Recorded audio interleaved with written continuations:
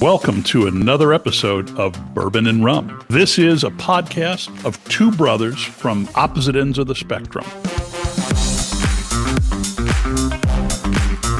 My name's Kent. I'm a rum drinker, and I'm from the left side of the aisle. And I'm Kyle. I like bourbon, tend to be a little more conservative. Join us as we explore this experiment.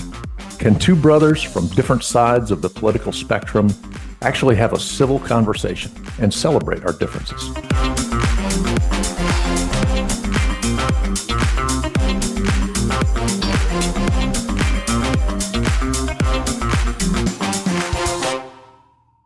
What are you drinking? Well, after last week, I did that Woodford, and I talked about the pepper distillery. I'm back on the pepper. I'm drinking a James E. Pepper barrel proof. I learned more about the pepper distillery. So, I talked a little bit about it last time because the old Oscar Pepper distillery in Versailles became what is now the Woodford Reserve Distillery. But prior to that, James Pepper kind of took this thing over in the mid 1800s after his father, Oscar, passed away. He was only 15 and he needed help. So this guy named Colonel E.H. Taylor happened to mentor him and take over day-to-day operations of this distillery. And so, it's just kind of wild how all the history weaves together. And I guess the Pepper family actually started distilling whiskey back in the Revolutionary War. And then the thing went kind of belly up. Well, it kept going, I guess. They had some issues in the late 1800s. And then, of course, Prohibition. The thing lasted until the 50s, and then it ceased production. And then in 2008, they started it up again. They started buying MGP whiskey. And then in 2017, they started distilling back on the original site under the original license, and that's what this stuff is. And it's really good. It's a high proof bourbon, and pretty tasty stuff. So something a little different. Sounds good. I have a glass of Pusser's British Navy rum. Oh, so Pusser is like a contraction of pursers, and they're headquartered in the British Virgin Islands, where we just vacationed. The rum itself is actually made in Guyana, but it purports to be like an approximation of the rum that the British Navy would have used for the daily ration for the sailors back in the day. You wonder about that. Like, was that good stuff, or by our standards, it would have been awful? I mean, I think, don't you bet it had to be awful? I would think, yeah. Yeah. But for them, it'd be But great, I think the sure. ration was, I think it was like a half a pint per man per day. Nice. So, I mean, that'll keep the crew going, I'll tell you. Yeah, keep them liquored up. Like, they'll stay happy. But Pusser's rum, they've got like stores on Tortola. They got a restaurant and bar. And then our favorite cocktail, the Painkiller, served at the Soggy Dollar Bar on Joost van Dyke. They actually trademarked the cocktail, and at least in theory, it's only a real painkiller if it's made with Pusser's rum. Oh, okay. I've talked about the national varieties, and it is very British. It's like drinking molasses water. Very, very caney. I wonder how popular rum is in England. Yeah, I don't know. It's a good question. You could probably find some data on that. Yeah, no kidding. So this stuff's pretty sweet? Yeah, it's sweet, and it's really got that blackstrap molasses flavor to it. It's not very dark. Oh, nice. It's kind of a amber color, but it just howls with molassesy flavor. Yeah, great. Yeah, it's pretty good. And next time you're here, we'll make you the Painkiller cocktail, which is Pusser's rum, pineapple juice, orange juice, creme de coconut, and fresh nutmeg grated on top of it. Sounds like something that could cure a lot of pain for sure.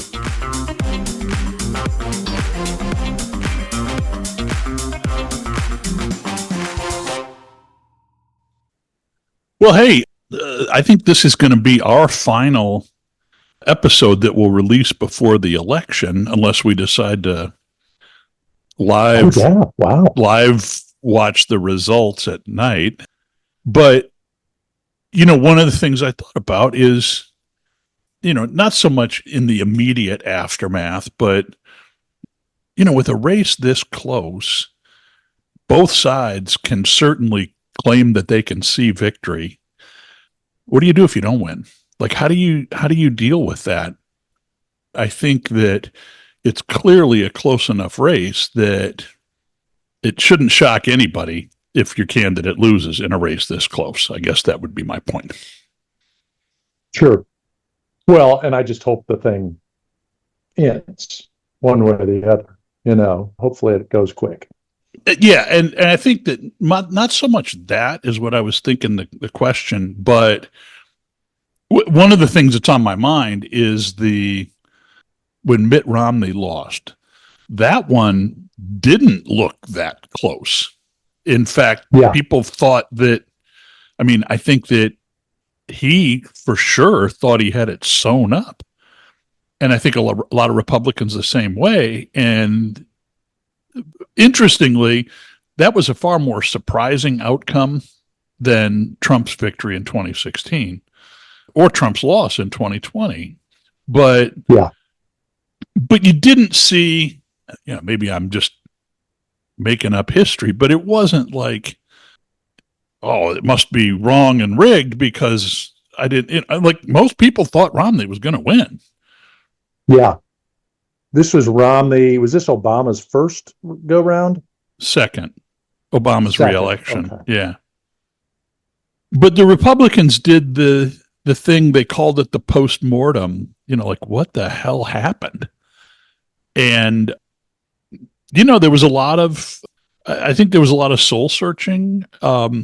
Interestingly, in some ways that set the stage for the chaos that became Donald Trump. I don't know that Donald Trump would have made his way through the field in 2016 if you'd have had a really strong, ready to rock and roll candidate. What you had was like 15 long shots, and I think that really set him up for the run that he made.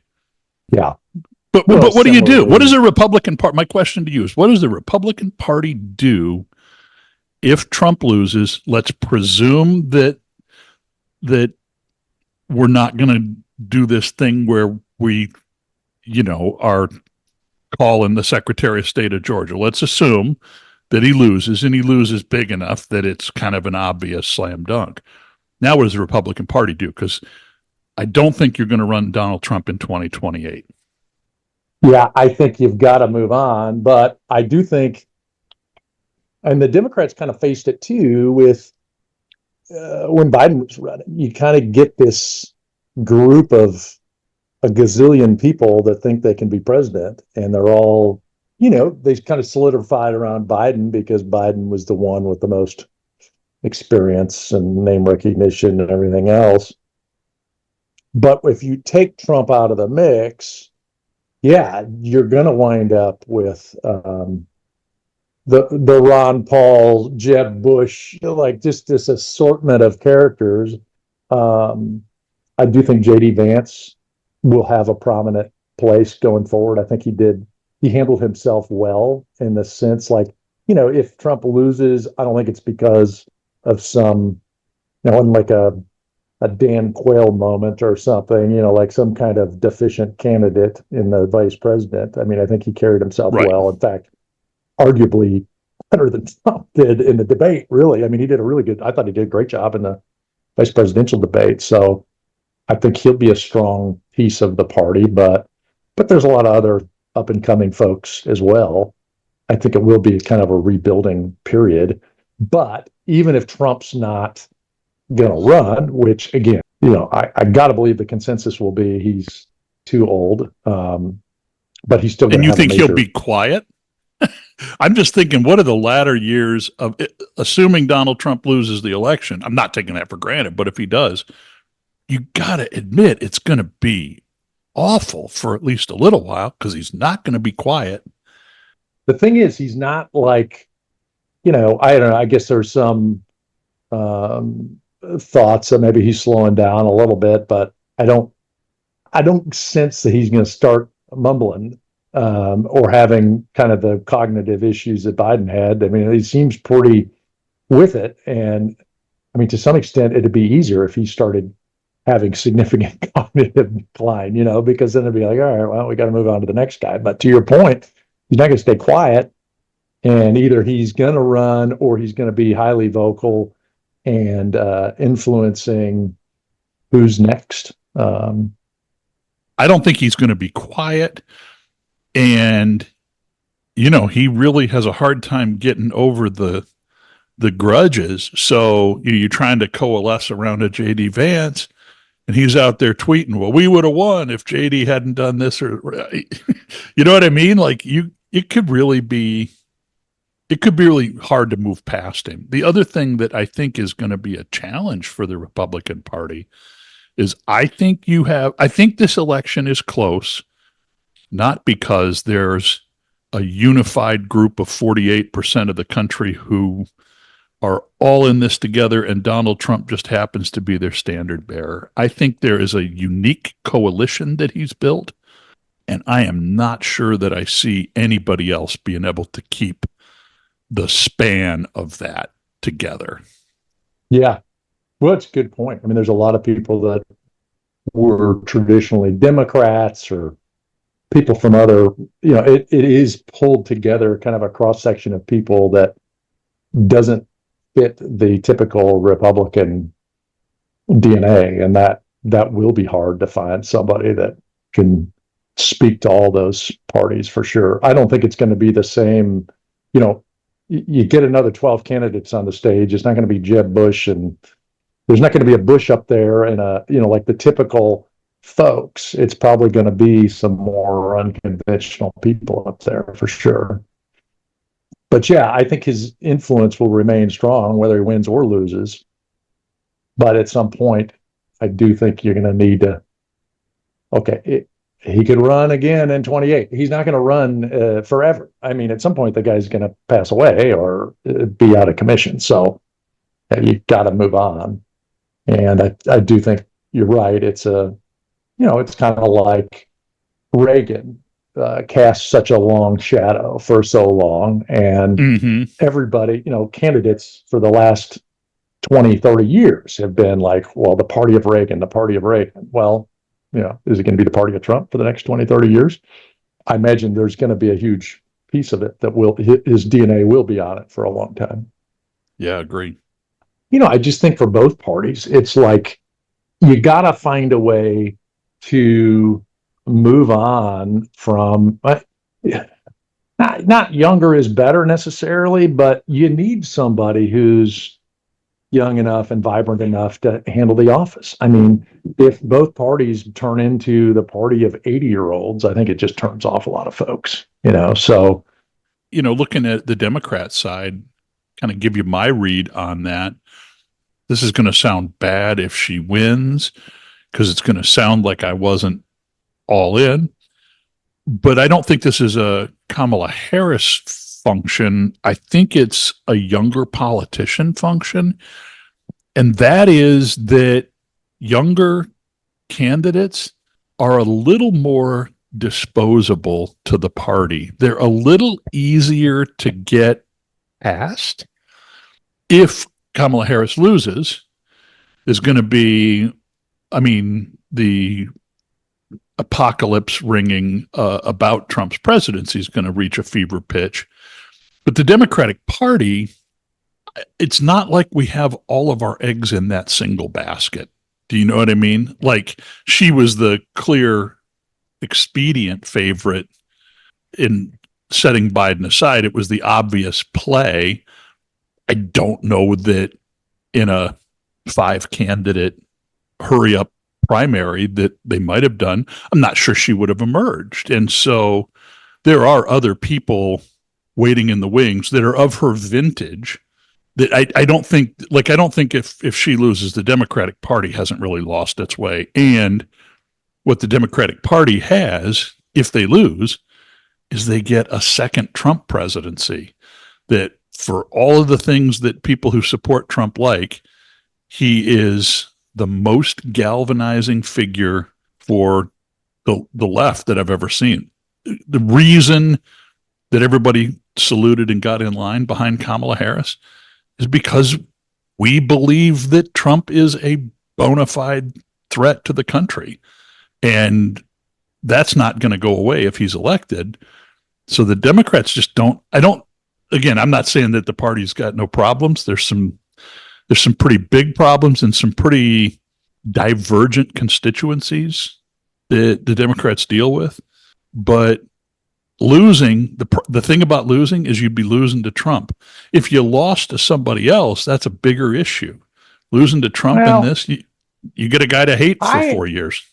I got to disagree with you a little bit. I think the whole ascendance of Kamala Harris is evidence that the Democratic Party doesn't really have a way. Like there isn't really, right, wrong, or indifferent.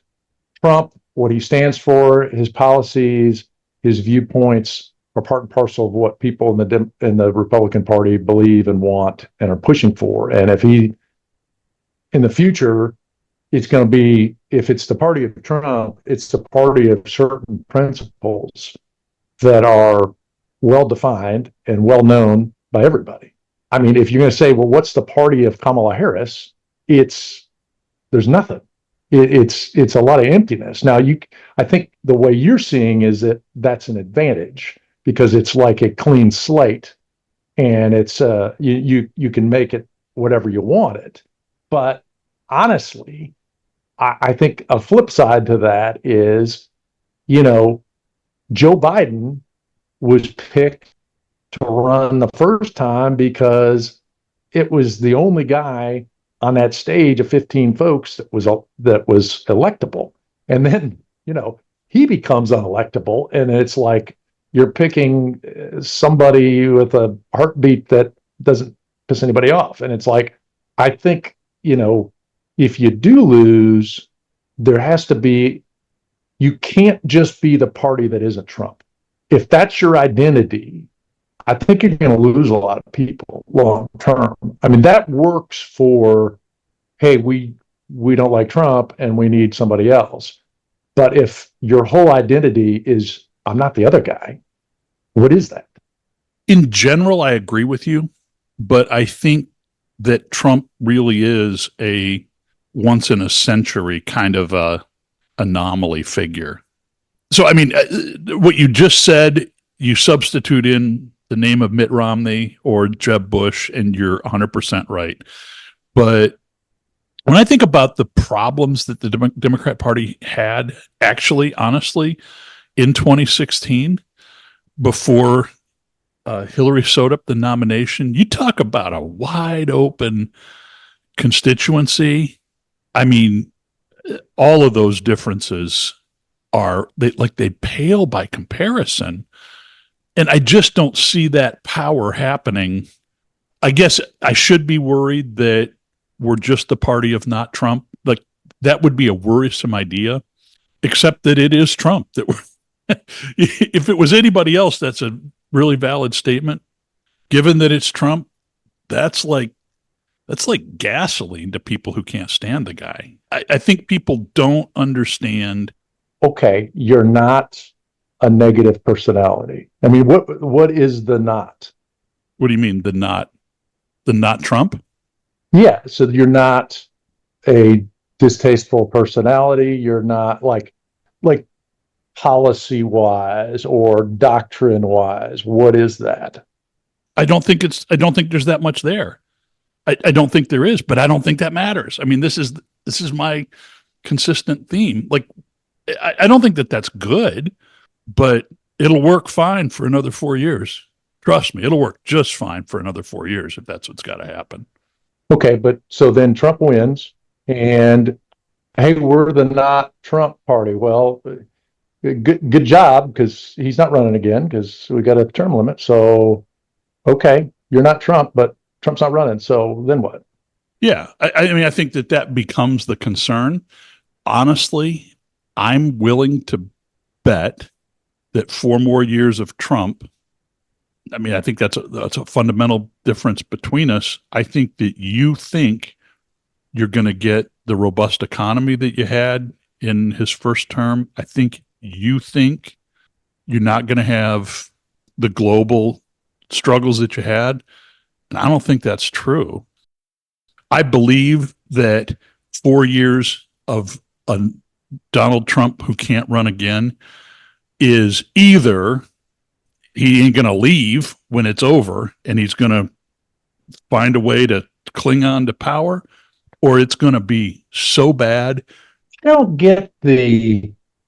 I don't understand that with you, and I don't understand it at my side either. Quite frankly, like this thought that no matter who gets in office is going to screw it up so bad that the place is unrecognizable and horrible. I think is a lot of hyperbole, and it's not supported by history or what happened. Well, I have a specific line of thought on that, though. And I think that the good stuff that happened, I don't think it was Donald Trump. I think it was Rex Tillerson. I think it was John Kelly. I'm not a big Mark Meadows fan, but there were some well-seasoned grown-ups in his administration that prevented things that could have been really bad and probably were the architects of some of the best things. I got to tell you, that just sounds delusional to me, and I get it because the hatred of the guy is so high. I get it that it's impossible that he could have done anything good, but it just sounds like madness to me. Okay, well, I'm sure it does. But did you read any of the interview with John Kelly this week? The interview the guy is doing 2 weeks before an election that he didn't bother to tell us about for the or a lot of this stuff was told to us 8 years ago or whenever the guy said it the first time. I mean, these recycled claims that keep coming out. I think they're highly Okay, I dubious when mean, they're 2 weeks before an election. okay, he was a Marine four-star general and he was White House chief of staff picked by Trump. Seriously, does his read of things, do you put no stock in that? Put little stock. I think a guy's got a political axe to grind because I think if it was, interested in letting everybody know about this, it wouldn't be a political hack job, the October surprise political hack job. I don't trust the motives there. Yeah. I mean, he did say this before, though. He did say it in the Atlantic interview like 4 or 5 years ago. Obviously he might have political motives. He's got other things going on, but who from the cabinet has said good things about what was happening there? I mean, does that Well, matter? I mean, really, none of the cabinet. The Secretary of the Treasury says he's an effing moron. A four-star Marine Corps general. both his press secretaries have said very positive things about him. Okay. They're probably the people that interact with him most on a day-to-day basis. Yeah. I don't know. I mean, I get the guy's probably a difficult guy to be around, but again, what I saw in the results of his administration were some very positive things. And there were people that got fired. There were people that were in and out, and they say all kinds of stuff. And again, I'm judging what I think will happen in the future based upon what I saw in the past. And I think there were a lot of good things in the past. The guy runs his mouth and he's obnoxious, and I get that, but I think he has a lot of good ideas and a lot of things worked out well. So if you're wanting me to defend the man that he's the most righteous man that ever lived, and he's everything he's everything out of his mouth is perfect. No, he's not. And he's got huge faults. But I think on the whole, I'd take him with the amount of thought and ideas and concepts of what and instincts over somebody who's thrown into the mix a couple of months ago that I don't think has a really good grasp on what's going on. So this gets to the heart of the matter, though. Like, one side just doesn't like the personality, and one side is like, does it matter? Does policy matter, or does personality matter? Which is it? For what it's worth, it probably doesn't sound like that, but I'm trying to focus on the policy side of things. And I'm not asking you to defend him personally, but you keep coming back to you like the policies, you like what happened. I'm asking you, let me reframe it this way. I'm asking you, why do you think the good things that happened were because he had a vision for these things and it all played out? Because I haven't heard that clarity from him. I think an alternative reality, maybe that I'm living in, is the stuff that you liked was largely the product of fairly conventional Republicans that he had surrounding him, and that were responsible for a lot of the stuff that happened. I think that the presidency is way less powerful than I think you think it is. Anyway, I guess that's what I'm saying. Just I struggle with that. Like, I don't think John Kelly was running the country. I don't think Mark Meadows was running the country. I don't think these staffers were the ones that, came up with the policy positions. I mean, yeah, certainly there's administrative rulemaking and there's stuff that happens in the organizations. But I mean, the big things he said he was going to do, he did. He stopped illegal immigration. It came to a trickle compared to what's going on in this administration. They largely stamped out ISIS. Now, did he go stamp out ISIS? No, he didn't take an M16 and go kill a bunch of ISIS people, but it's his policies and what he allowed the Defense Department to go do. Yeah, certainly the Defense Department's going to go do these things. But, I don't think it was Mark Meadows who decided to lower corporate taxes to the extent that they did, or did go negotiate with these folks. So, I just think it's a little disingenuous to think that, oh, well, if it went well, it's because of some guy working in the administration doing the work. Obviously, the guy's an idiot, and it should have gone bad. It's like, and the same with, Biden either is to say, well, he's got no responsibility for anything because it's all that his people doing everything. I mean, I think that's exactly what you've said, because you've said that Biden's not in control of his mind, and yet the country marches on. Yeah. I'm not just trying to drive at this. I don't think this is because I'm a Democrat looking from the other side. I think history is going to show that the relationship of Trump and his seasoned leaders of the country that were closest to his administration, compared to the way that alumni of the Obama administration, the Bush administration, the Clinton administration, right? Like, this is fundamentally different to have all of these people. I guess I wonder. So you're saying anything Obama achieved, it was because of him, and it's not because of his people. But no, I'm saying the opposite of that. Seriously, no, that's what I mean. I'm saying the opposite of that. I don't think that the president's in charge of everything. I think he had good people. And who hired the people? Obama. Yeah. Well, who hired Trump's people? Trump. And who of them is he going to hire the next time? Does it have to be them? I mean, are they the only qualified folks? I mean, and administration changes out every presidency. I mean, I don't think that's any different. No. Do you not think that there's a fundamental difference here? Whether you think it matters or not is a different question. It's weird at a minimum that the chief of staff of the guy comes out and says, don't vote for him.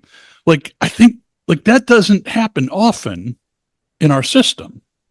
I think he absolutely um, create strong opinions for him or against him. And I think he's also got there's a lot of people that are for him that work for him. But Okay, the but I'm ones just that saying to the simple form and he got question. rid of, I have an axe to grind. And I don't think that's unheard of before. It's just that I do think he tends to be, he's a love him or hate him kind of guy. And that's kind of who he is, as evidenced by, your feelings about him and a lot of other people's feelings about him. Yeah, I don't know. I guess I'm just, whether you think it matters or not is a different question, but like, this is not normal. And even if you think it's good, like, you can't say this is just ho hum, it's just business as usual, because it's not that.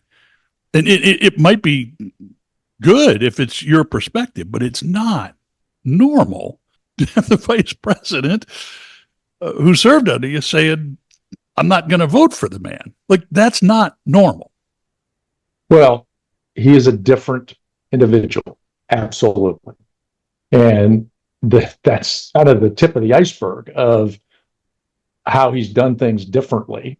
But I think that's also why he's attracted the interest of a lot of people, because he doesn't follow every convention that politicians have traditionally. So you're right. It's not normal. It's not the normal thing. But I think that's part of his appeal, quite frankly. Okay. That's what I wanted to hear. And I guess I'm really not trying to be argumentative. I feel like I'm I violating the think you're prime being pretty directive of the argumentative, Kent. podcast. I mean, this is good. Right before the election, we're getting into the good stuff. The normalization of it, it's really unprecedented in our system. Well, okay, It but all is. right, tap the brakes. The October surprise, it's a thing. The October surprise is a thing. That is about as normal as it goes. Some side comes up with some dirt that's gonna, upend the Well, I don't election. think this Now, is you a can say surprise, nature though. of the dirt. This isn't a surprise. John Kelly said this stuff years ago. Like, So nobody's surprised by it. why is it getting so much press right now? Isn't Well, I it think that's the odd? media trying to make mileage out of it. I listened to the article, or to the interview with the reporter from the New York Times who's been talking to Kelly, who reported the original story, like, way back, right after the walk through Arlington. He reported on it, didn't cite Kelly, but I heard him on a podcast this week, and he goaded. I mean, the reporter wanted an October surprise, right? So he wanted to get Kelly on the record. And in the podcast, they have the recording of the conversation between them where he was really, pushing and trying to evoke that. So, yeah, it's all of that, but it's not new. And honestly, it's not that surprising. It's just, validating and putting it on the record. Well, I also think my personal opinion about Trump too is he says a lot of stuff. We've talked about it. He says stuff unhinged and untested and unverified, and he explores and he talks a lot. And yeah, out of context, a lot of that probably sounds bad, and maybe is bad. But I also think that's just part of his persona is, you know, you're going to get a lot of content out of him.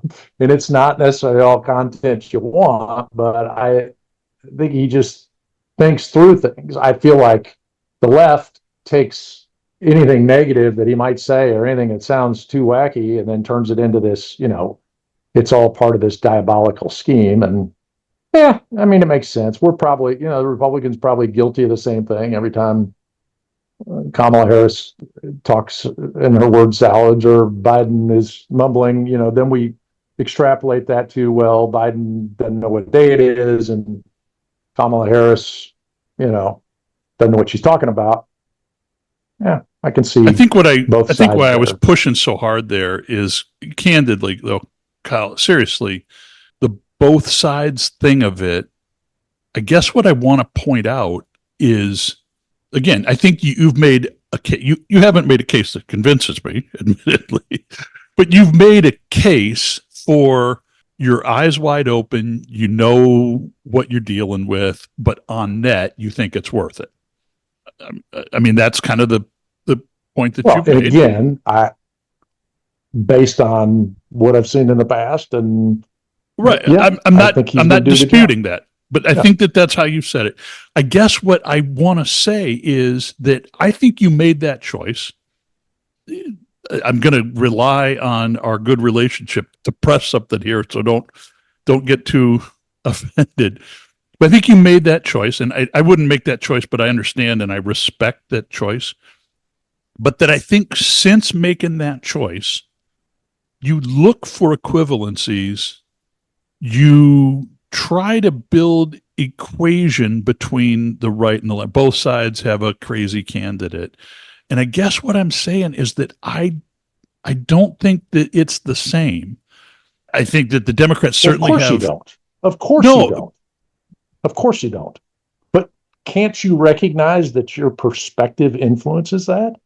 I can, but Or I don't think that George Bush was different in that. I think George Bush was a politician with whom I disagreed. I think this is fundamentally different. I think that we're in a different kind of territory. I don't know. I feel like the impulse to make it that, well, both sides have this. Wow, I both sides don't have former chiefs of staff saying don't vote for the guy. Both sides don't have vice presidents not voting for the guy. I'm not saying that I'm not directly criticizing that you're staying on the team. I'm just saying that he is I get it. He's a polarizing figure. I get it, obviously. But he's a fighter.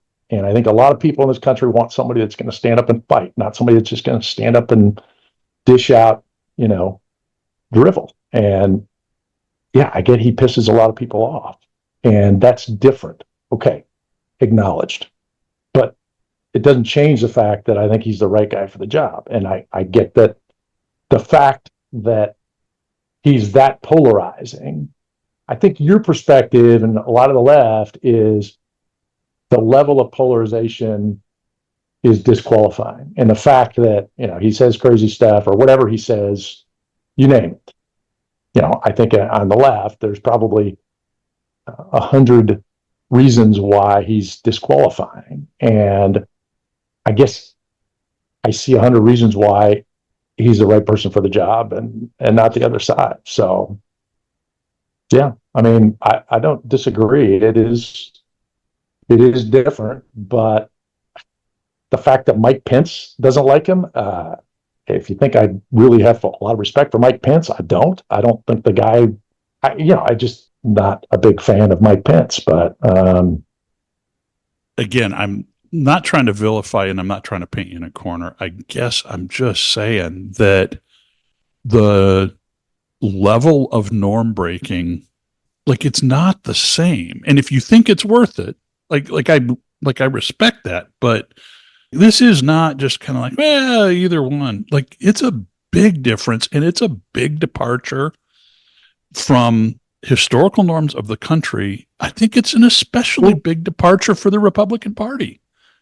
I think that their break with him is evidence that like he's not just like, oh, a particularly difficult politician. Like I think it's something different. I think that if any Republican candidate other than Donald Trump were credibly accused of calling fallen servicemen suckers, like you don't just roll past that if you're any other human being than Donald Trump. well, I think there's a line of people with a lot of axes to grind, and I don't necessarily put a lot of credibility in all these folks.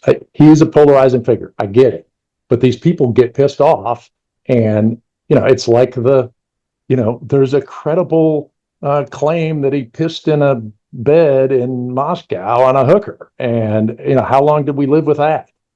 I guess part of the problem with Trump is the fact he says outrageous things that people will believe this crap. And I think of, okay, the guys that died are suckers. Okay. I guess my thing is the way I test that is I think about actions. And I think about a lot of veterans that I've known that have spent time with Trump, that have been around him and have seen what he's done for veterans and the respect he's shown for military service members. And it's like, okay, somebody said he said something. Well, who's the human? What did he do? And what evidence do I have of the thousands of outpouring of stories of the good things he's done and the support he's had for the military folks? And it's like, that's not the guy that I see there. But I also think because he says a lot of outrageous things, people probably think, well, it's not a stretch that he could have said that or he could have said that. And that's where I think people like Kelly says something and, well, it makes sense. He says all kinds of crazy stuff. So he must be saying that. But, again, like I wasn't privy to every conversation. I don't know what he said about Hitler and all this shit, but I don't think he's going to open concentration camps. And so I don't think the man is whoever these comments and these allegations say he's going to be. Now, whether he said some stupid thing off the cuff or not, I don't know. But I guess I'm not judging the man based on what allegations somebody said he said. I'm basing him more on the actions that he took, and the actions he took as president I thought were admirable, and I thought that the stuff that he did and the decisions he made were good. So it's like, so maybe I mean, is the questions of truth? Like I'll take a step back. I believe John Kelly. So I believe John Kelly, and if John Kelly's telling the truth, I guess this is what I'm saying. Let's do the hypothetical here. If John Kelly's telling the truth, if it's exactly the way Trump said it and the way Kelly characterized this stuff, then yeah, I think that's not like other Republican presidents. If you don't think he said it, that's a different matter. I think he said it. If he did say it, would that change your mind? What he said. Okay. And that, I guess where I'm trying to go with this is like, you're trying to paint me in a corner. Like, did he say it? Did he not? I don't freaking know. I don't know what the guy said, but I saw what his actions have been, and his actions have been good. His policies have been good. That's why I support him. It's like, what did Kamala say? I don't know. Nobody's accusing her of saying something bad, but for what it's worth, I'm not trying to paint you into a corner. I guess if he said the things that he said, I don't think there's any policy in the world that justifies that. That's where I'm at with this. I haven't read all the Kelly accusations. So what are the things that the specific thing is they were walking through the section of Arlington where John Kelly's son was buried. And Trump said, I don't get it. What was in it for them? Why did they do this? That's the specific thing. And then later at Normandy referred to fallen servicemen. I don't want to go to a bunch of suckers. No, okay. So, the suckers thing, but I think that's actually quite a honorable thing to say. Like, what was in it for these people? Why did they do this? Yeah, I see what you're saying. I did not take it that way. I think that's well, of course not, because your perspective is he's a scumbag and you hate him. And here's somebody that's saying something that validates what you think of him. And I guess all I'm saying is, like, I see how he interacts with veterans and the things he's done with people in the military and people that have known him. I had a lady at my party last week who was on his Secret Service detail and said he was the nicest man in the world. I put a lot of credence in people that aren't going to get a book deal that nobody's ever going to hear from and have personal stories about a man like this. And I can't say, I don't know John Kelly. I can't judge the man. I can't judge if he's lying or telling the truth. But again, if you're going to judge a man, I'm not going to judge a man based on everybody that writes in a book about him. I'm going to judge it based on the behavior that I see and the actions I see and the results that I see. So maybe that's a bad way to look at it, but I don't know any other way to do it, because I think if you spend your life making every judgment based upon what everybody says about anybody anywhere, you're probably not going to follow anybody. Well, fair enough. Your criticism is fair. I do hate him. I am repulsed by him. And I don't think I've ever felt that way about another politician. There's a lot to it. I guess more than I hate him, I hate what he represents. And what is that? That's a good question. I think a willingness to just offend people for the sake of offending people. I don't have much to say. Probably beyond the scope of the podcast. I hate the way that the polarization that he has chosen. This isn't him. He's a symptom. But I hate the way that the polarization that he has exploited and exacerbated have made civil discourse difficult. Even you and I think we've had a pretty good run with this podcast of being pretty civil about things. I feel bad for having brought up the whole John Kelly thing because I think it's uncharacteristic of the way that we've approached this. I think about the last few years of my dad's life and how difficult it was to talk to him because of this kind of stuff. I don't think the tax cuts are worth it. I think that's what it boils down to. What I pressed you on, what I want you to acknowledge that it's different, I guess, is that it is vendetta, grudge, and anger as a strategy. And it works. It works with me because he's been able to get under my skin and to say things and do things that are in contrast to my values. God, I hope the tax cuts were worth it. What are you talking about? The tax cuts? Yeah. I mean, this speaks to really the crux of the matter. This is good, by the way.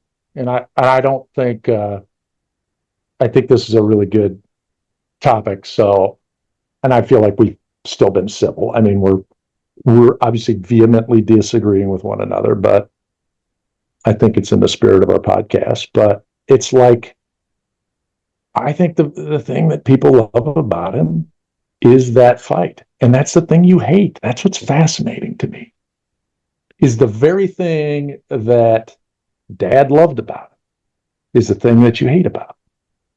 Wow. If you want a world where you're a fighter and it's a winner take all thing in a country that's split 48-48, look, I don't. Okay, when has the country not been split 48-48?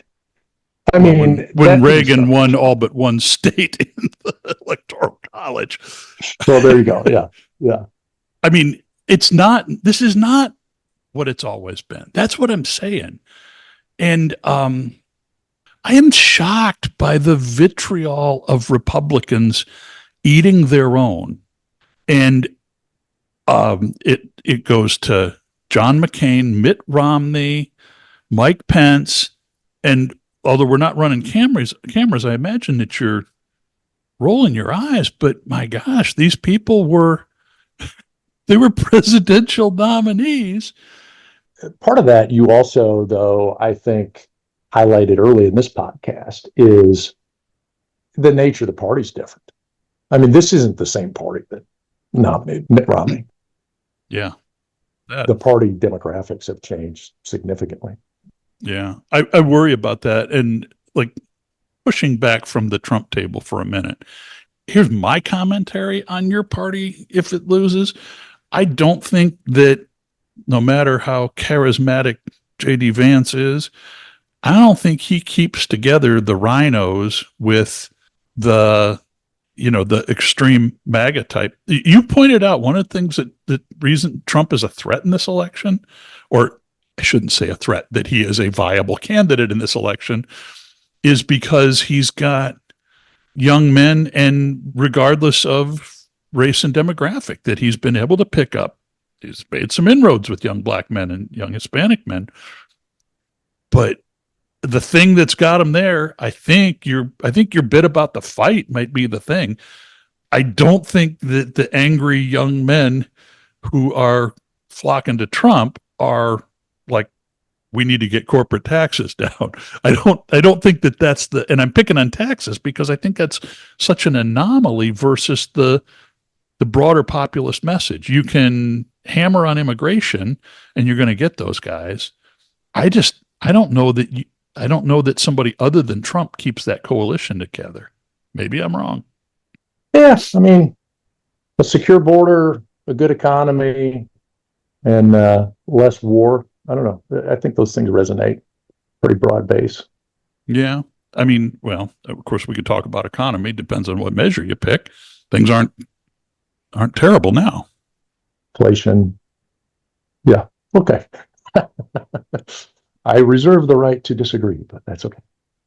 Kent, I love you, and I have enjoyed this. And look, I know we are very different in how we see this, and I could be totally wrong. And I hope you have the intellectual curiosity to say you could be totally wrong. But regardless, we're figuring this way out the best we can, and we love one another. I love you too, and I agree. And I hope that as we've had these discussions, that you've found that I do have that intellectual curiosity. I am not certain that I know it all. I probably have been more aggressive today than at other times, but I don't think either one of us dropped a single F-bomb, so I think we're doing good, Ken. I've been pressing the mute button multiple times.